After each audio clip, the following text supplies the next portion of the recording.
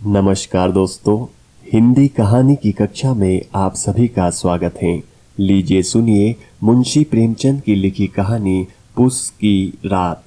हल्कू ने आकर स्त्री से कहा, सहना आया है, लाओ जो रुपए रखे हैं उसे दे दूं, किसी तरह गला तो छूटे।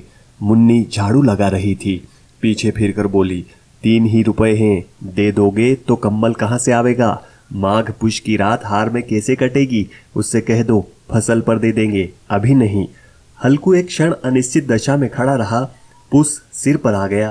कंबल के बिना हार में रात को वह किसी तरह सो नहीं सकता, मगर सहना मानेगा नहीं। घुड़कियां जमावेगा, गालियां देगा, बला से जाड़ों में मरेंगे, बला तो सिर से टल जाएगी। यह सोचता हुआ वह अपना भारी भरकम डिल लिए हुए, जो उसके नाम को झूठ सिद्ध करता था, स्त्री के समीप आ गया और खुशामद करके बोला, दे दे, गला तो छूटे, कम्बल के लिए कोई दूसरा उपाय सोचूंगा। मुन्नी उसके पास से दूर हट गई और आंखें तरेरती हुई बोली, कर चुके दूसरा उपाय, जरा सुनूं तो। कौन सा उपाय करोगे? कोई खैरात दे देगा कम्बल? न जाने कितनी बाकी है जो किसी तरह चुकने ही नहीं आती। मैं कहती हूँ तुम क्यों नहीं खेती छोड़ देते? मर मर काम करो, उपज हो तो बाकी दे दो। चलो छुट्टी हुई, बाकी चुकाने के लिए ही तो हमारा जन्म हुआ है। पेट के लिए मजूरी करो, ऐसी खेती से बाज आए। मैं रुपए न दूंगी, न दूंगी। हल्कू उदास होकर बोला, तो क्या गाली खाऊं? मुन्नी ने तड़प कर कहा, गाली क्यों देगा? क्या उसका राज है? मगर यह कहने के साथ ही उसकी तनी हुई बोहें ढीली पड़ गई। हल्कू के उस वाक्य में जो कठोर सत्य था, वह मानो एक भीषण जंतु की भांति उसे घूर रहा था। उसने जाकर आले पर से रुपए निकाले और लाकर हल्कू के हाथ पर रख दिए। फिर बोली, तुम छोड़ दो अब की से खेती, मजूरी में सुख से एक रोटी तो खाने को मिलेगी, किसी की धौंस तो न रहेगी। अच्छी खेती है, मजूरी करके लाओ, वह भी उसी में झोंक दो, उस पर धौंस। हल्कू ने रुपए लिए और इस तरह बाहर चला मानो अपना हृदय निकाल कर देने जा रहा हो। उसने मजूरी से एक एक पैसा काट काट कर 3 रुपए कम्बल के लिए जमा किए थे, वह आज निकले जा रहे थे। एक एक पग के साथ उसका मस्तक पानी दीनता के भार से दबा जा रहा था। पुष की अंधेरी रात, आकाश पर तारे भी ठिठुरते हुए मालूम होते थे। हल्कू अपने खेत के किनारे ऊख के पत्तों की एक छतरी के नीचे बांस के खाट पर अपनी पुरानी गाढ़े की चादर ओढ़े पड़ा कांप रहा था। खाट के नीचे उसका संगी कुत्ता जबरा पेट में मुंह डाले सर्दी से कूं कूं कर रहा था। 2 में से एक को भी नींद नहीं आ रही थी। हल्कू ने घुटनियों को गर्दन में चिपकाते हुए कहा, क्यों जबरा, जाड़ा लगता है? कहता तो था घर में पुआल पर लेट रह, तो यहाँ क्या लेने आए थे? अब खाओ ठंड, मैं क्या करूं? जानते थे मैं यहाँ हलवा पूरी खाने आ रहा हूँ, दौड़े दौड़े आगे आगे चले आए, अब रो नानी के नाम को। जबरा ने पड़े पड़े दुम हिलाई और अपनी कूकों को दीर्घ बनाता हुआ हल्कू के पास आ गया। हल्कू ने कहा, कल से मत आना मेरे साथ, नहीं तो ठंडे हो जाओगे। ये रांड पछुआ न जाने कहाँ से बर्फ लिए आ रही है। उठूं फिर एक चीलम भरूं, किसी तरह रात तो कटे। 8 चीलम तो पी चुका, यह खेती का मजा है। और एक भगवान ऐसे पड़े हैं जिनके पास जाड़ा जाए तो गर्मी से घबरा कर भागे। मोटे मोटे गद्दे, लिहाफ, कंबल, मजाल है जाड़े का गुजर हो जाए। तकदीर की खूबी, मजूरी हम करें, मजा दूसरे लूटे। हल्कू उठा, गड्ढे में से जरा सी आग निकाल कर चीलम भरी। जबरा भी उठ बैठा। हल्कू ने चीलम पीते हुए कहा, पिएगा चीलम? जाड़ा तो क्या जाता है, हाँ जरा मन बदल जाता है। जबरा ने उसकी मुंह की ओर प्रेम से छलकती हुई आंखों से देखा। हल्कू ने कहा, आज और जाड़ा खा ले, कल से मैं यहाँ पुआल बिछा दूंगा, उसी में घुस कर बैठना, तब जाड़ा न लगेगा। जबरा ने अपने पंजों को उसकी घुटनियों पर रख दिया और उसके मुंह के पास अपना मुंह ले गया। हल्कू को उसकी गर्म सांस लगी। चीलम पीकर हल्कू फिर लेटा और निश्चय करके लेटा कि चाहे कुछ हो अब की सो जाऊंगा। पर एक ही क्षण में उसके हृदय में कंपन होने लगा। कभी इस करवट लेटता, कभी उस करवट, पर जाड़ा किसी पिशाच की भांति उसकी छाती को दबाए हुए था। जब किसी तरह न रह गया, उसने जबरा को धीरे से उठाया और उसके सिर को थपथपाकर उसे अपनी गोद में सुला लिया। कुत्ते की देह से जाने कैसी दुर्गंध आ रही थी, पर वह उसे अपनी गोद में चिपटाए हुए ऐसे सुख का अनुभव कर रहा था जो इधर महीनों से उसे न मिला था। जबरा शायद यह समझ रहा था कि स्वर्ग यही है, और हल्कू की पवित्र आत्मा में तो उस कुत्ते के प्रति घृणा की गंध तक न थी। अपने किसी अभिन्न मित्र या भाई को भी वह इतनी ही तत्परता से गले लगाता। वह अपनी दीनता से आहत न था जिसने आज उसे इस दशा को पहुंचा दिया। इस अनोखी मैत्री ने जैसे उसकी आत्मा के सब द्वार खोल दिए थे और उनका एक एक अणु प्रकाश से चमक रहा था। सहसा जबरा ने किसी जानवर की आहट पाई। इस विशेष आत्मीयता ने उसमें एक नई स्फूर्ति पैदा कर दी थी जो हवा के ठंडे झोंकों को तुच्छ समझती थी। वो झपट कर उठा और छपरी से बाहर आकर भूखने लगा। हल्कू ने उसे कई बार चुमकार कर बुलाया पर वह उसके पास न आया। हार में चारों तरफ दौड़ दौड़ कर भूखता रहा। एक क्षण के लिए आ भी जाता तो तुरंत वापस चला जाता। कर्तव्य उसके हृदय में अरमान की भांति उछल रहा था। 1 घंटा और गुजर गया। रात ने शीत को हवा से धतकाना शुरू किया।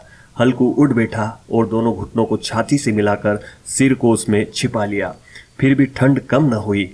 ऐसा जान पड़ता था सारा रक्त जम गया है, धमनियों में रक्त की जगह हिम बह रही है। उसने झुककर आकाश की ओर देखा। अभी कितनी रात बाकी है? सप्तऋषि अभी आकाश में आधे भी नहीं चढ़े। ऊपर आ जाएंगे तब कहीं सवेरा होगा। अभी पहर से ऊपर रात है। हल्कू के खेत से कोई एक गोली के टप्पे पर आमों का एक बाग था। पतझड़ शुरू हो गई थी। बाग में पत्तियों का ढेर लगा हुआ था। हल्कू ने सोचा चलकर पत्तियां बटोरूं और उन्हें जलाकर खूब तापूं। रात को कोई मुझे पत्तियां बटोरते देखे तो समझेगा कि कोई भूत है या फिर कोई जानवर ही छिपा बैठा है। मगर अब तो यहाँ नहीं बैठा जाता। उसने पास के अरहर के खेत में जाकर कई पौधे उखाड़ लिए और उनका एक झाड़ू बनाकर हाथ में सुलगता हुआ उपला लिए बगीचे की तरफ चला। जबरा ने उसे जाते देखा तो वह भी उसके साथ साथ दुम हिलाते हुए चलने लगा। हल्कू ने कहा, अब तो नहीं रहा जाता जबरू, चलो बगीचे में पत्तियां बटोर कर तापे। टाटे हो जाएंगे तो फिर आकर सोएंगे, अभी तो बहुत रात है। जबरू ने कू कू कर सहमति प्रकट की और उसके साथ साथ बगीचे की ओर चलने लगा। बगीचे में खूब अंधेरा छाया हुआ था और अंधकार में निर्दयी पवन पत्तियों को कुचलता हुआ चला जाता था। वृक्षों से ओस की बूंदें टप टप नीचे टपक रही थी। एकाएक एक झोंका मेहंदी के फूलों की खुशबू लिए हुए आया।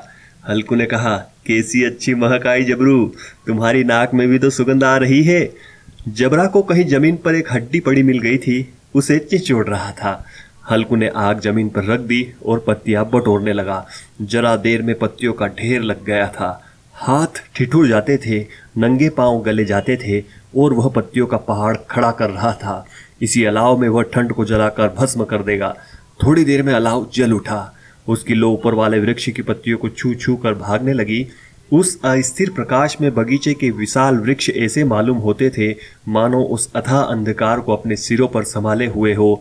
अंधकार के उस अनंत सागर में प्रकाश एक नौका के समान हिलता मचलता हुआ जान पड़ता था। हल्कू अलाव के सामने बैठा आग ताप रहा। एक क्षण में उसने दोहर उतार कर बगल में दबा ली। दोनों पांव फैला दिए मानो ठंड को ललकार रहा हो, तेरे जी में आए सोकर। ठंड की असीम शक्ति पर विजय पाकर वह विजय गर्व को हृदय में छिपा न सकता था। उसने जबरा से कहा, क्यों जब्बर, अब ठंड नहीं लग रही है? जब्बर ने कू कू करके मानो कहा, अब क्या ठंड लगती ही रहेगी? पहले से ये उपाय न सूझा, नहीं तो इतनी ठंड क्यों खाते? जब्बर ने पूंछ हिलाई। अच्छा आओ, इस अलाव को कूद कर पार करे, देखिए कौन कौन निकल जाता है। अगर जल गए बच्चा तो मैं दवा ना करूंगा। मुन्नी से कल कहने देना, नहीं लड़ाई हो जाएगी। जब्बर ने उस अग्नि राशि की ओर कातर नेत्रों से देखा और उछलता हुआ उस अलाव के ऊपर से साफ निकल गया। पैरों में जरा लपट लगी पर वह कोई बात न थी। जबरा आग के इर्द गिर्द घूमकर हल्कू के पास आकर खड़ा हो गया। हल्कू ने कहा, चलो चलो, इसकी सही नहीं है, ऊपर से कूद कर आओ। वह फिर कूदा और अलाव के इस पार आ गया। पत्तियां जल चुकी थी। बगीचे में फिर अंधेरा छा गया था। राख के नीचे कुछ कुछ आग बाकी थी जो हवा का झोंका आ जाने पर जरा जाग उठती थी, पर एक क्षण में फिर आंखें बंद कर लेती थी। हल्कू ने फिर चादर ओढ़ ली और गर्म राख के पास बैठा हुआ एक गीत गुनगुनाने लगा। उसके बदन में गर्मी आ गई थी, पर ज्यों ज्यों शीत बढ़ती जाती थी उसे आलस्य दबाए लेता था। जबरा जोर से भूख कर खेत की ओर भागा। हल्कू को ऐसा मालूम हुआ कि जानवरों का एक झुंड खेत में आया है। शायद नील गायों का झुंड था। उनके कूदने दौड़ने की आवाजें साफ कान में आ रही थी। फिर ऐसा मालूम हुआ कि खेत में चर रही है। उनके चबाने की आवाज चर चर सुनाई देने लगी। उसने दिल में कहा, नहीं, जबरा के होते कोई जानवर खेत में नहीं आ सकता। नोच ही डाले, मुझे भ्रम हो रहा है। कहाँ? अब तो कुछ नहीं सुनाई देता, मुझे भी कैसा धोखा हुआ है। उसने जोर से आवाज लगाई, जबरा जबरा। जबरा भूखता रहा, उसके पास ना आया। फिर खेत के चरे जाने की आहट मिली। अब वह अपने को धोखा न दे सका। उसे अपनी जगह से हिलना जहर लग रहा था। कैसा दंदाया हुआ बैठा था। इस जाड़े पाले में खेत में जाना, जानवरों के पीछे दौड़ना असहाय जान पड़ा। वह अपनी जगह से न हिला। उसने जोर से आवाज लगाई, हीलो हीलो हीलो। जबरा फिर भूख उठा। जानवर खेत चर रहे थे, फसल तैयार है। कैसी अच्छी खेती थी, पर ये दुष्ट जानवर उसका सर्वनाश किए डालते हैं। हल्कू पक्का इरादा करके उठा और 2-3 कदम चला, पर एकाएक हवा का ऐसा ठंडा चुभने वाला, बिच्छू के डंक का सा झोंका लगा कि वह फिर बुझते हुए अलाव के पास आ बैठा और राख को कुरेद कर अपनी ठंडी देह को गरमाने लगा। जबरा अपना गला फाड़ डालता था। नीलगाय खेत का सफाई किए डालती थी और हल्कू गर्म राख के पास शांत बैठा हुआ था। अकर्मण्यता ने रस्सियों की भांति उसे चारों तरफ से जकड़ रखा था। उसी राख के पास गर्म जमीन की परत पर वह चादर ओढ़कर सो गया। सवेरे जब उसकी नींद खुली तब चारों तरफ धूप फैल गई थी और मुन्नी कह रही थी, क्या आज सोते ही रहोगे? तुम यहाँ आकर रम गए और उधर सारा खेत चौपट हो गया। हल्कू ने उठकर कहा, क्या तू खेत से होकर आ रही है? मुन्नी बोली, हाँ, सारे खेत का सत्यानाश हो गया। भला ऐसे भी कोई सोता है? तुम्हारे यहाँ मड़ैया डालने से क्या हुआ? हल्कू ने बहाना किया, मैं मरते मरते बचा, तुझे अपने खेत की पड़ी है। पेट में ऐसा दर्द हुआ कि मैं ही जानता हूँ। दोनों फिर खेत के डांड पर आए। देखा सारा खेत रोंदा पड़ा हुआ है और जबरा मड़ैया के नीचे चित लेटा है, मानो प्राण ही न हो। दोनों खेत की दशा देख रहे थे। मुन्नी के मुख पर उदासी छाई थी, पर हल्कू प्रसन्न था। मुन्नी ने चिंतित होकर कहा, अब मजूरी करके मालगुजारी भरनी पड़ेगी। हल्कू ने प्रसन्न मुख से कहा, रात को ठंड में यहाँ सोना तो न पड़ेगा।